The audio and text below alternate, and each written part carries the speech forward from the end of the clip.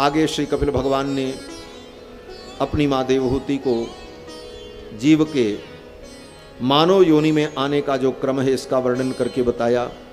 यह जीवात्मा अपने कर्मों के अनुसार जब मानव योनि में आता है तो पिता के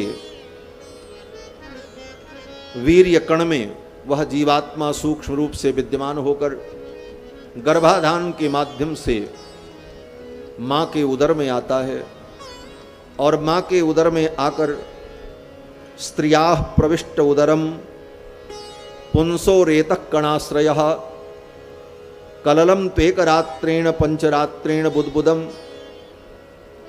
पहली रात्रि में कलल के समान, 5 रात्रि में बुद्बुद के समान।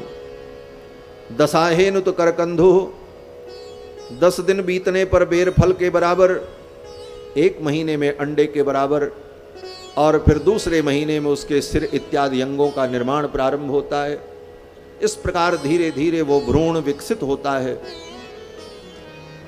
6 महीना बीतने पर षड्भिर जरायुणा वीतः कुक्षौभाम्यति दक्षिणे, एक आवरण में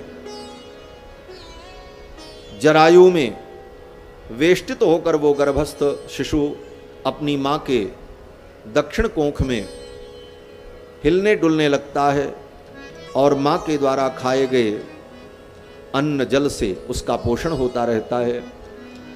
धीरे धीरे जब वो 9 महीने का होता है और जन्म का समय आता है तो भगवान के संकल्प से उस जीव को अपने पिछले 100 जन्मों की स्मृति हो जाती है। तत्र लब्ध स्मृतिर्दैवात् कर्म जन्म शतोद्भवम्। पिछले 100 जन्मों के कर्म उसे दिखाई पड़ने लगते हैं। कौन कौन से पाप कर्म हमने किए, कौन कौन से अच्छे कर्म किए, उनका फल क्या है और क्या क्या हमने उन कर्मों का फल भोगा। 100 जन्मों की सारी स्मृति उसके सामने प्रकट हो जाती है और वह जीवात्मा अत्यंत भयभीत होकर भगवान से प्रार्थना करता है, हे प्रभु, अब मैं संसार में जाऊंगा तो केवल आपका भजन करूंगा और दूसरा कोई काम नहीं करूंगा। गर्भ में भगवान से यही प्रार्थना करता है कि अब मैं संसार में जाकर के आपका भजन करूंगा, दूसरा कोई काम नहीं करूंगा। यद्योनेह प्रमुच्चेहम प्रपद्ये पुरुषोत्तमम। इस योनि से बाहर मैं जाऊंगा